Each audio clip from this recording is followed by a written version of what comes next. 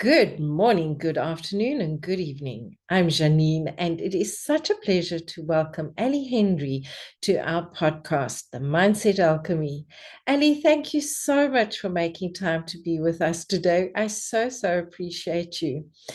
Ali, please can you share a little bit about who you are and how you got into the coaching world? Yeah, absolutely. Thank you so much for inviting me. It's lovely to be here in your space. So I am the education director for Europe for Radiant Coaches Academy, which is based in Nashville in America. I'm based in the UK, Brighton on the coast, and I trained during lockdown with them. I was at the time, I'd been a corporate trainer, working in equality, diversity and inclusion, leadership and management training, and I've been doing that for 20 years. And like a lot of us, when lockdown happened, work just stopped. So I was looking at what was available to me, because at the time I was going out and delivering live training up and down the country and abroad to groups of people. So it wasn't really possible in lockdown times. Eventually, the organisation I was freelancing for did go on to delivering training on Zoom, but I had 4 or 5 months of panic stations. Now, I'd had my own coach a fair few years earlier when I'd gone freelance and had absolutely loved how she worked. So I got back in touch with her and talked to her about her procedure and process.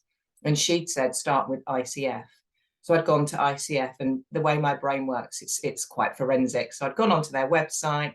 I was clear on the parameters that I wanted. I wanted something that was couched in spirituality. It was couched in business. It was inclusive.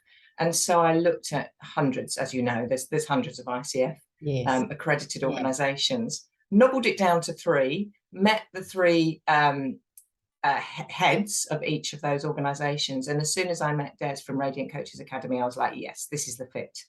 So I trained with them because it was lockdown. I did it over 5 months, which is super quick, and just got involved. And I'm now working on my PCC. So more than 500 hours at the moment, absolutely loving it, absorbed. And one of the things that I was asked on my training is, what would you like to talk about for 24 hours, to help us tune into what our niche would be? And I was like, man, that is relationships. So I did subsidiary courses around relationships, and I'm now a holistic relationship coach working in the queer community, with women and trans and non-binary inclusive, and absolutely loving it, as well as now doing some training and teaching and syllabus for Radiant Coaches Academy. So it's all come into one big, beautiful, way of being, my purpose. It's absolutely great. That is so powerful. You covered like almost an entire lifetime in a few seconds there. That was so powerful. By the way, I'm looking at Ellie's pillows behind her. They're absolutely gorgeous. They're like a tree of life. It's absolutely. I've got one for every season, actually. There's a bonus one with hearts and birds all over it. So yeah, I love nature. I've got a big painting behind me that says "Trust Your Path." Where I live in Brighton, there's a real sharing community. People put things on the street. It's like one big yard sale. And this painting behind is of trees and a path. And during lockdown, obviously not much to do. My daughter and I, we were in the garden and we were spray painting it and put all these kind of designs on it. And I put the words "Trust Your Path," which seems so apt in terms of what everybody was going through at that time and how it, helped me get to where I am now in terms of my coaching practice, my coaching business. I do still do corporate training.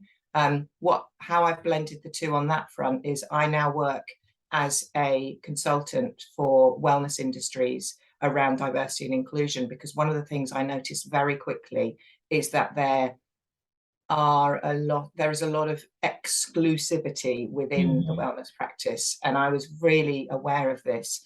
And one of the reasons that I chose to train where I trained was because of their inclusive practices, not just talking about them, but actually living them and showing them and breathing them. So I've been able to blend those two. And that's been a really interesting journey, because you would think that an organization focused, or a genre focused around wellness, well-being, health, spiritual, physical, mental, would have its ducks in order when it comes to diversity and inclusion. And that certainly hasn't been the case so far as I've been working with other organizations. It is so interesting. I find many are unaware of it more than they are resistant to it. It hasn't entered their paradigm.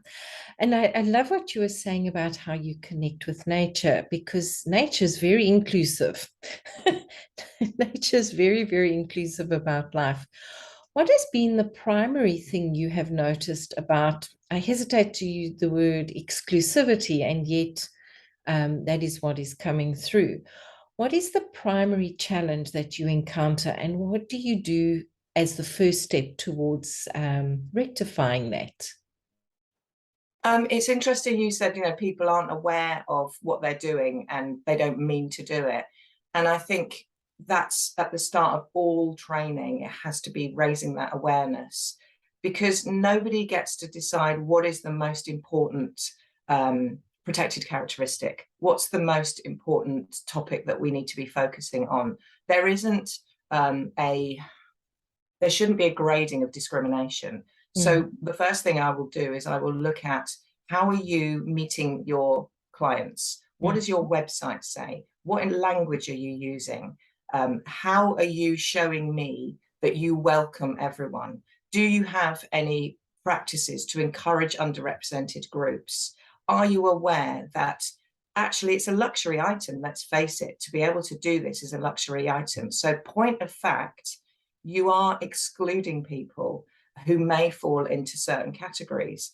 If you are unaware of that, you don't need to know all the statistics about how, we are set up inherently to discriminate, marginalize, put certain groups above others because of how society is made up. Then I need to be talking to you about how that comes across.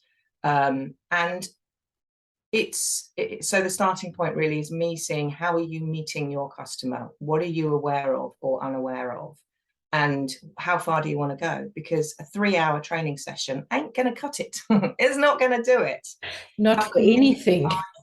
Are you doing it because you are seeing yourself as some kind of rescuer? And if you're doing that, you're automatically putting yourself as the higher level. So I want to know that you're going to go in and meet your clients at the level that is appropriate and fair for all. I don't know if that makes sense.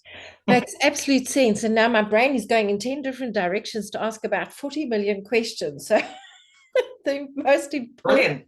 I love it when a question generates hundreds more questions. Yeah, it's like, wow, where do I start here? I feel, especially coming from where I come from,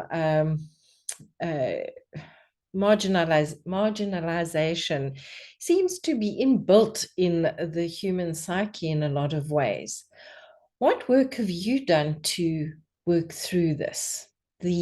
Where you may feel that you marginalizing others, and where you feel marginalized, because that's how we connected. Besides radiant coaching, was through the precept and the concept and the practice of journaling.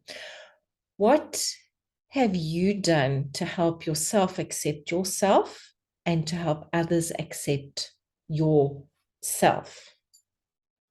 Yeah, I love that. I had a white South African girlfriend for 6 years, and we spent some time traveling through South Africa, going from top to bottom.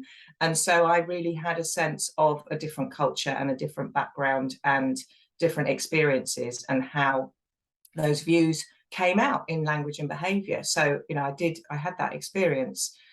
In terms of the work that I do, I'm a massive reader. I will read diverse authors. That's something that I actively do. And it is, and I also who I follow. So who's in my stream, who is in my Instagram stream. So I make sure that I am looking at authors who are people of color, from other cultural minority groups. I will read about people who have differing abilities.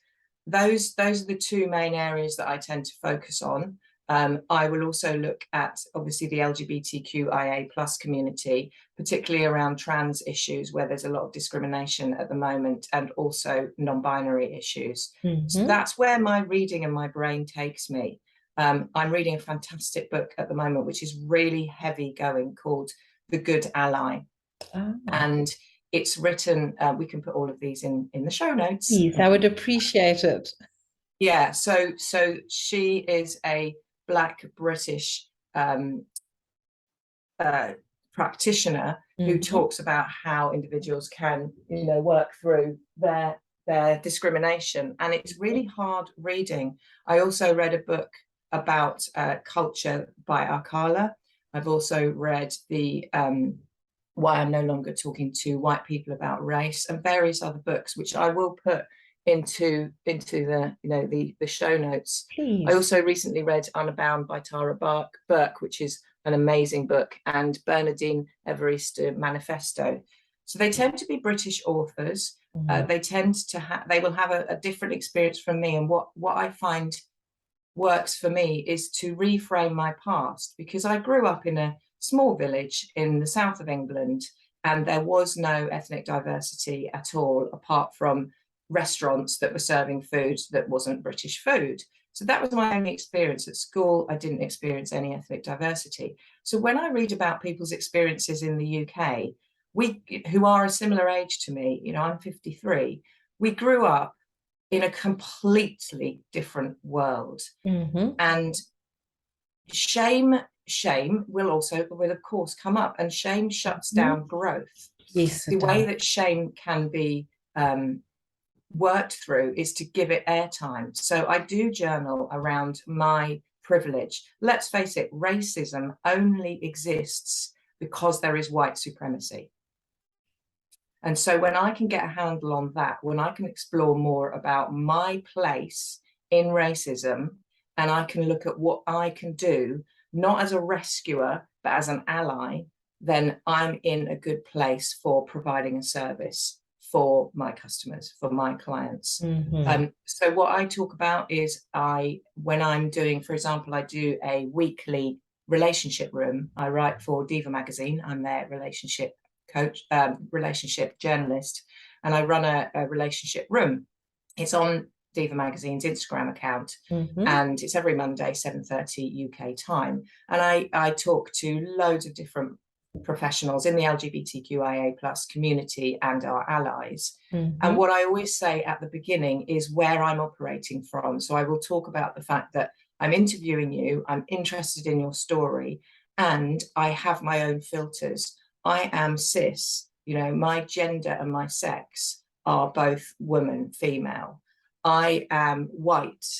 I am in my 50s. I don't have any disabilities. So those things are my filters. And so I put that front and center of my conversations, and I invite people to challenge language that is exclusive. Because like I said, I was doing diversity training for 20 odd years. I've heard a lot. I've heard a lot of microaggressions. And the book that I quoted earlier, I'm in the section where she's talking about microaggressions, and this is fundamental, that we get a handle on those small, insidious, throwaway comments that we if we tune into our bodies, because that's what we do as practitioners, we go, actually, there was a shift in my body there. That's where our emotions start, right? They start in our bodies, and then our brain goes, oh, let me make sense of that. Let me filter that, yes. Yeah, if we can be more tuned into our bodies and go, what happened there? That was clunky. Then we have an opportunity to circle back, to ask questions with compassion and humility, and find out how we can move through our own prejudices, because I have prejudice. We all have prejudice. Yeah. Prejudging. So interesting you mentioned that about the body, because one of the things I work with is, what is your body telling you? And listening to a podcast this morning, they were talking about the minute there's tension in the body, there's a fear, there's a judgment, and there's a feeling of being unsupported. So I love that you bring that forward, because that is it's one of my things, that people are unaware of their bodies. They forget that their bodies speak to them. So let's circle back. I love what you're saying there. So let's circle back to the journaling. How has this helped you? Yeah, absolutely. And I think what you said about the body work, we're so outward facing as humans. It's all visual. It's all on social media. So to bring it back into our own presence, our own sense of self. We've absolutely lost that. And I think practitioners like you and I, where we take that holistic approach, we are bringing people back into their bodies, and that's fundamental. So with journaling, I love journaling because it is holistic. It's mind, body, and spirituality. It uses your mind. You are using your hand. You're using a practice. You know, if you're writing for journaling, there are different types of journaling. So if writing is not your thing, I've just written a blog actually, which will be up in the next few weeks for Radiant Coaches Academy about journaling. And I talked to somebody who describes mental journaling, which is great. You can do voice note journaling. You can you can do different types of journaling if writing is not your thing. And I think it's important for us as practitioners to not be pushing our own practices on others. As you know, we can extol the virtues of journaling for ourselves. I've been journaling since teenage. You know, the old days where you called it a diary, and it had a little lock on it, and it was usually pink, so boys don't journal. And I think that's changed over the years. And what I've noticed is things like online blogs have brought journaling into the fore, because of course traditional journaling isn't for anyone to read, it is for you. Whereas blogs are yes, your personal journey, and we know that there's people who are going to read it. I think what it did though is it widened out the possibility of it. So I absolutely love journaling. I've just read this brilliant book by Christine Rayner called The New Diary. And she talks about different modes of expression. So there's the catharsis, where you express and release emotions. There's description, which is about conveying information using all our senses, so describing a situation. She uses free intuitive, which is of course the morning pages idea. Those of us, so during lockdown, I did the Artist's Way, which is by Julia Cameron, which is an absolutely amazing resource of a book. It lets creativity flow, and certainly for me, I got half a memoir out of it because I was working for 12 weeks under the sort of umbrella of the Artist's Way. And Christine Rayner also talks about reflection. So, you know, giving space to stand back and look for patterns.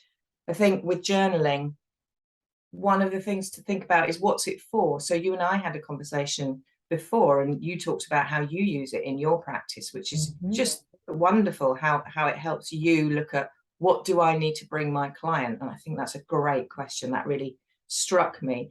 Some of us, it's to process relationships. That's what I use. So I've got 3 books. I have one book that is to process relationships. So that's very much on the catharsis and the description side of things. I also have one that I use for business. So it's lists, it's spider diagrams, it's thoughts, hopes, dreams, desires. And I also have one which is an open letter to my daughter, which one day she will get. So you can choose what you want to use it for. Some of us write dialogue. We write a conversation that should have happened, or we write a conversation that we are preparing for. You might write a letter to somebody that you'll never end up sending, but again, it's cathartic to write that letter. You can do lists, you can do pros and cons, you can do those mind map spider diagrams. Some people have got dream diaries, you know. Dream diaries are a great way of looking for patterns. And if you write down your dreams and then you also write down what's going on in your life, the great thing about a diary is you can look back on it. So you can go, actually, when I dream this kind of thing, this is what tends to be happening around me. Amazing that you can look for those patterns. It's brilliant. So don't get stuck with having to do the handwriting. You can allocate a space and time every day or every couple of days to just center yourself and do some thought journaling.